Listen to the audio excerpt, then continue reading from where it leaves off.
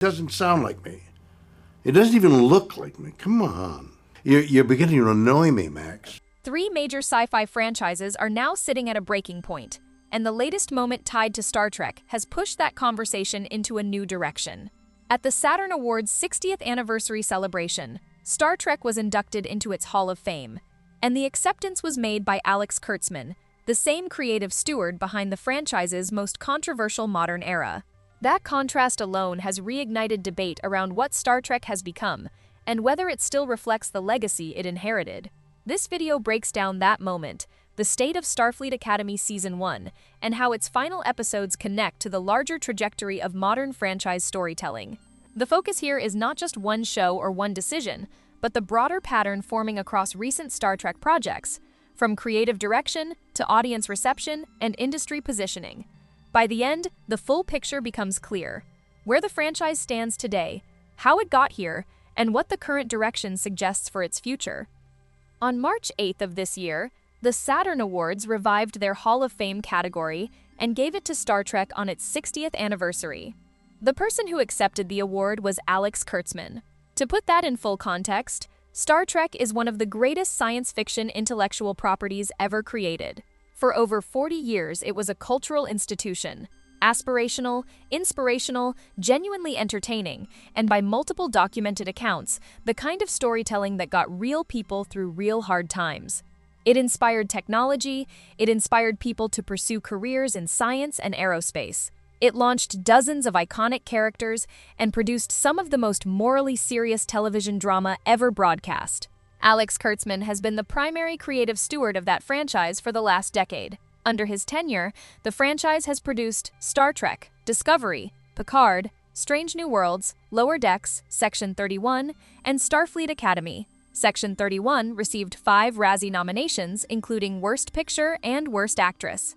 A Spock action figure unboxing video on YouTube drew more concurrent live viewers than a full $10 million episode of Kurtzman Trek. Starfleet Academy finished its first season as arguably the lowest-performing live-action Star Trek production in the franchise's history. And on the franchise's 60th anniversary, Alex Kurtzman stood on a stage and accepted its Hall of Fame award.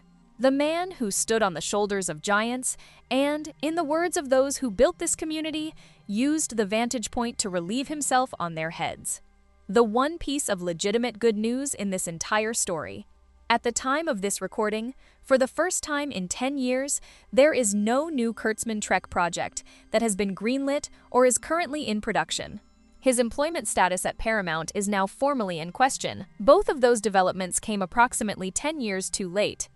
Before going into the penultimate episode and finale, it is worth cataloging exactly what Starfleet Academy accomplished across its first season, since the show itself seems largely uninterested in doing so. The cadets of Starfleet Academy, a school set 1,100 years in the future, spent a season that included swallowing a communicator badge, visiting a gay bar in San Francisco, assaulting Asian women in said bar, wearing skirts and evening gowns to a Koahonian wedding ceremony, vomiting glitter, being abducted by half-human cannibalistic furries, watching a Klingon birdwatch and discuss polyamory, nearly being killed multiple times by an organization that started as a food theft ring, and attending approximately 0 classes in a show called Starfleet Academy.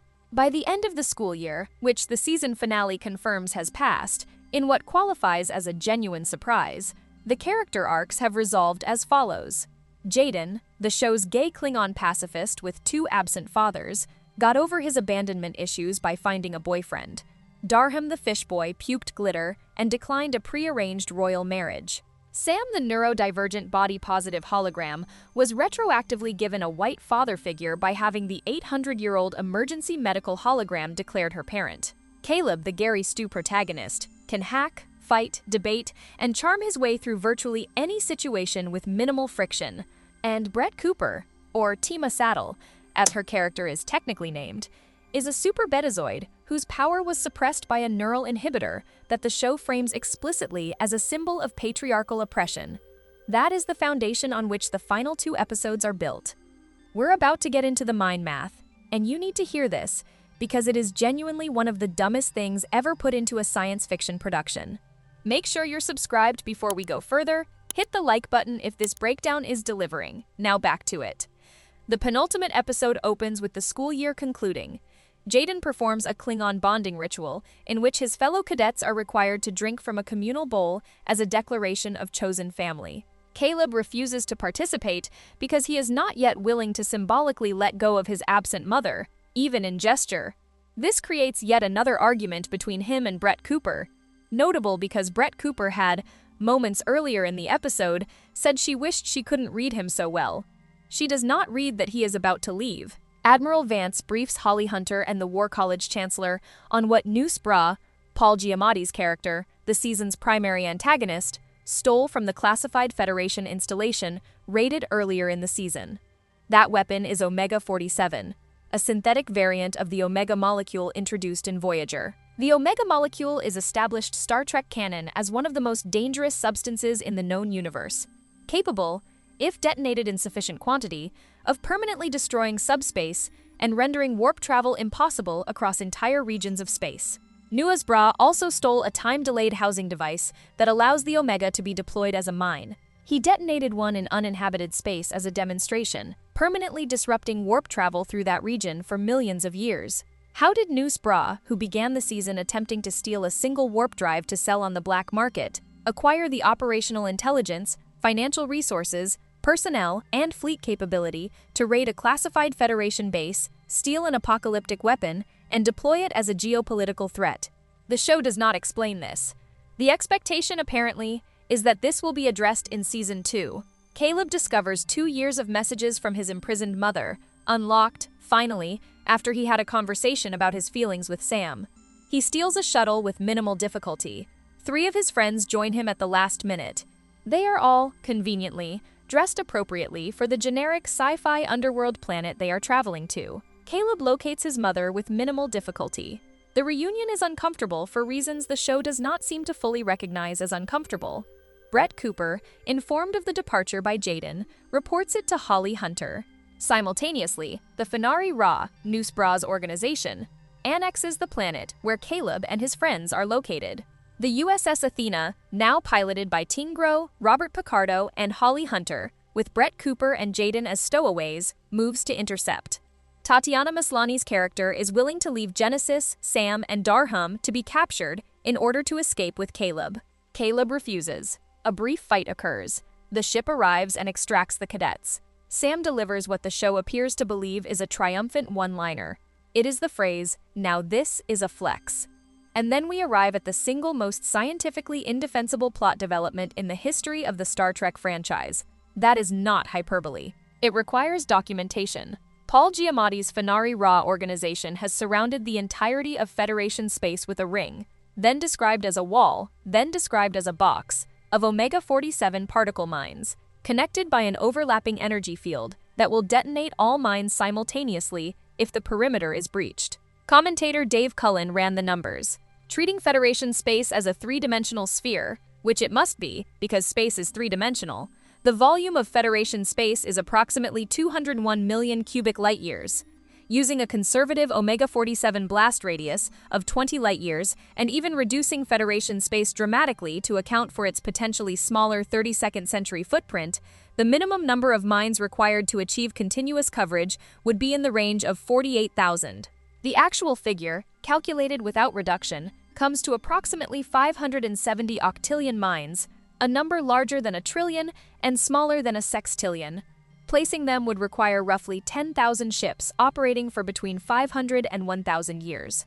The show states the wall is made up of hundreds of individual mines. The overlapping energy field connecting those mines travels at the speed of light. In three-dimensional space, across the distances involved, this means there would be gaps in the field measurable in years of travel time. The design has a flaw large enough to fly a Constitution-class starship through without difficulty.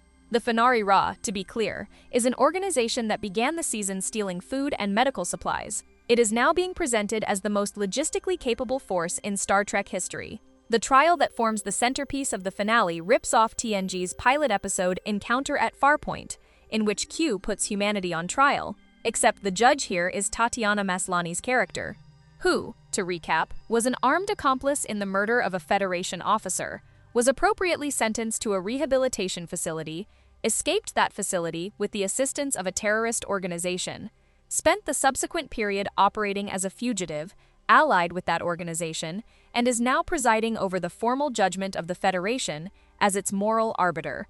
She delivers a speech, framing herself as a victim of Federation injustice. The Federation separated her from her son when she was convicted of participating in a murder. This is presented as institutional wrongdoing. The show does not appear to register the baseline issue with this framing. Holly Hunter's character points out that a Federation officer was killed.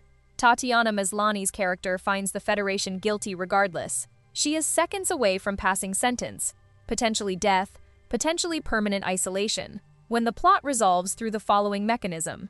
Brett Cooper removes her neural inhibitor. The show has coded this inhibitor throughout the season as a symbol of patriarchal constraint, the device that keeps her power in check, imposed on her by institutions uncomfortable with what she is capable of. Once removed, she uses her unrestrained betazoid abilities to locate Holly Hunter through Caleb's mind. Sam, the neurodivergent body-positive hologram, develops an algorithm to stabilize the Omega-47 mines, which, as noted, have already been stabilized since they are functional mines, disrupting the subspace detonation signal. The USS Subaru, commanded by Ting Gro, disrupts the signal. The Federation fleet arrives. Noose Bra is arrested. Tatiana Maslany's character is forgiven. She faces no accountability for any of her actions across the season. The show ends on a shot of two women holding hands. The underlying recurring theme of the entire season, chosen family, has, as has been noted by multiple commentators, its ideological origins in Marxist critiques of the traditional nuclear family as a capitalist institutional structure for reproducing labor, enforcing gender roles, and securing inheritance. This theme is being delivered by a show produced by a multi-billion-dollar corporation, at a cost of $10 million per episode, having paid its showrunner a reported $60 to $100 million over the course of his tenure. Under Kurtzman's creative stewardship, the following has been accomplished within Star Trek canon. The Klingon homeworld of Kronos has been destroyed. The Romulan homeworlds of Romulus and Remus have been destroyed. The Vulcans have been renamed and partially reconstituted. The Federation has been geographically relocated from Earth to Beta Z. The Jem'Hadar have been given reproductive capability. Benjamin Sisko has been elevated to deity status, primarily to provide emotional weight to a neurodivergent hologram's personal journey. The Klingon cultural identity, warrior discipline, honor, the mythology of combat, has been systematically dismantled across multiple series. Every significant male character introduced has either been subordinated to a female authority figure, existed as comic relief, or been killed. No scene, no episode, no line of dialogue from across the entire Kurtzman Trek catalog will be earnestly invoked by any serious Star Trek fan. The only context in which it will be discussed is analysis of its failure. David Ellison, who now controls Paramount, has not yet formally terminated Kurtzman's involvement. That remains, at the time of this recording, inexplicable. Paramount has confirmed 2 Star Trek feature films are in development. What those films are about, who their creative team is, and how they will address a fan base that has been actively alienated for a decade is not yet established. The franchise has 3 remaining Kurtzman-connected productions on the schedule: Starfleet Academy Season 2 and Strange New Worlds Seasons 4 and 5, which were reportedly rushed into development before questions about employment could be officially formalized. After those, the slate is currently empty. Star Trek worked for over 40 years because Gene Roddenberry understood something essential about the genre. Science fiction is not really about the future. It is a lens for examining the present, who we are, what we're capable of, where we are going. The best Star Trek used that lens with precision, intelligence, and genuine moral seriousness. The Kobayashi Maru is not just a test of tactics. The Pale Moonlight is not just a war story. The Inner Light is not just an episode about loss. These things worked because the people who made them respected the framework they were working within and brought real craft to the execution. Kurtzman Trek replaced that framework with messaging. It replaced craft with identity casting. It replaced the built audience with a hypothetical new audience that, by every available measurement, did not materialize, and in doing so, it did not expand the Star Trek community. It fractured it, drove away its foundation, and produced a series of expensive productions that will not be remembered. The fan film Star Trek Unification, a non-commercial production, has been identified by a significant portion of the fandom as the actual farewell to what Star Trek was. Not because it was the last thing made, but because it was made by people who understood what they were saying goodbye to and why it mattered. Real Star Trek. The original series, The Next Generation, Deep Space Nine, Voyager, Enterprise, cannot be retroactively damaged by what came after it. It exists. Every rewatch of The Wrath of Khan, every viewing of In the Pale Moonlight, every argument about Galaxy Class versus Constitution Class, that is all still there, entirely intact. But the platform that could have built on that legacy, that had access to the resources, the IP, the audience goodwill, and 60 years of storytelling infrastructure, that platform was handed to people who did not know what they had, and they spent 10 years proving it. There is a faction of remaining fans who worry that sustained criticism of Kurtzman Trek might end Star Trek permanently. Speaking for the majority of people who have watched this play out across a decade, at this point, the correct response to that concern is to let it end. A clean ending is preferable to continued defilement. And if something rebuilds from the ashes, actually rebuilds, with writers who understand the canon, with a showrunner who respects the audience, with stories that mean something, then the 60 years of real Star Trek that preceded this decade will have served as a sufficient foundation. Until then, the most honest summary of Starfleet Academy Season 1, and Kurtzman Trek as a whole, is this. It was the worst version of one of the greatest ideas in the history of American popular culture, and everyone at Paramount who allowed it to go on this long should have to account for that. That is the full breakdown of Star Trek. Starfleet Academy Season 1, the penultimate episode, the finale, the mind math, the trial, and the state of the franchise as it currently stands. Drop a comment below. Is there any version of a Star Trek revival that gets you back in the seat? And what would it actually require? We read every comment. If this video delivered, hit the like button. Subscribe if you want honest franchise coverage with no spin. New content coming regularly. We'll see you in the next one.